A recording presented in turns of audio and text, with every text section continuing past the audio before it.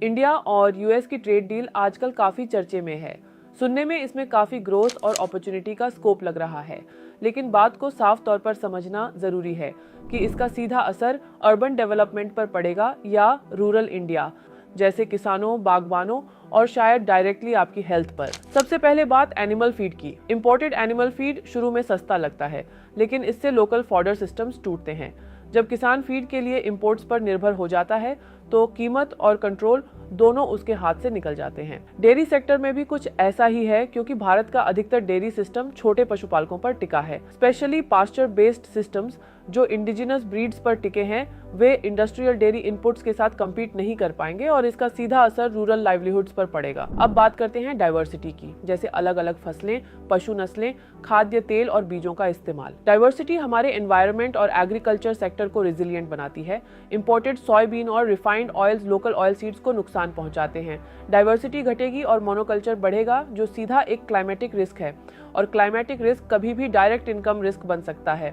अब बात करते हैं डायरेक्ट इम्पैक्ट ऑन हॉर्टिकल्चर, जिसमें फ्रूट्स और नट्स आते हैं। हिमाचल जैसे राज्यों में बागवानी में केमिकल और फर्टिलाइजर यूज की समस्या काफी बढ़ गई है। अगर इंटरनेशनल इंपोर्ट्स बढ़ते हैं तो उससे और ज्यादा प्रेशर क्रिएट हो सकता है, जिसके चलते केमिकल और फर्टिलाइजर यूज का दबाव और बढ़ेगा। इसका सीधा असर हमारे सॉइल, एनवायरनमेंट और पर्सनल हेल्थ पर पड़ेगा। तो समाधान क्या है? As an agriculturist, rural India के किसानों और बागबानों को indigenous dairy breeds conservation, responsible standards और ट्रेसेबिलिटी की तरफ कदम उठाने होंगे। हेल्थी ऑयल्स की कोल्ड प्रोसेसिंग को हेल्थ एंगल से प्रमोट करना जरूरी है, ताकि बैड क्वालिटी वेजिटेबल और सोयाबीन ऑयल की डिमांड पर असर पड़े और लोगों में हेल्थ अवेयरनेस भी बढ़े।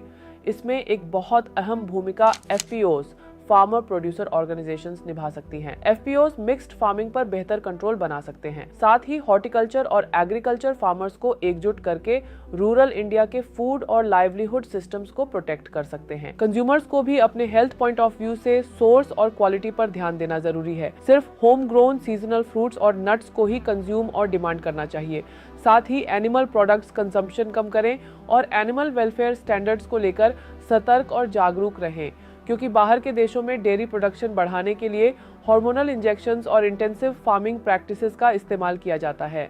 इसी वजह से विजिलेंस सिर्फ हेल्थ के लिए नहीं, बल्कि रूरल लाइवलीहुड्स और एनिमल वेलफेयर की सुरक्षा के लिए भी जरूरी है। गवर्नमेंट पॉलिसीज को गहराई से समझना जरूरी है, क्योंकि ये सिर्फ हिमाचल की बात नहीं है, ये रूरल इंडिया की सेल्फ रेजिलियंस की बात है, ये आत्मनिर्भर भारत बनाने की बात है। शेयर दिस और अपनी राय कमेंट्स में बताएं। क्लाइमेट एक्सपर्ट्स के साथ ऐसे डिटेल्ड वीडियोस देखने के लिए हमारे YouTube चैनल को जरूर फॉलो करें।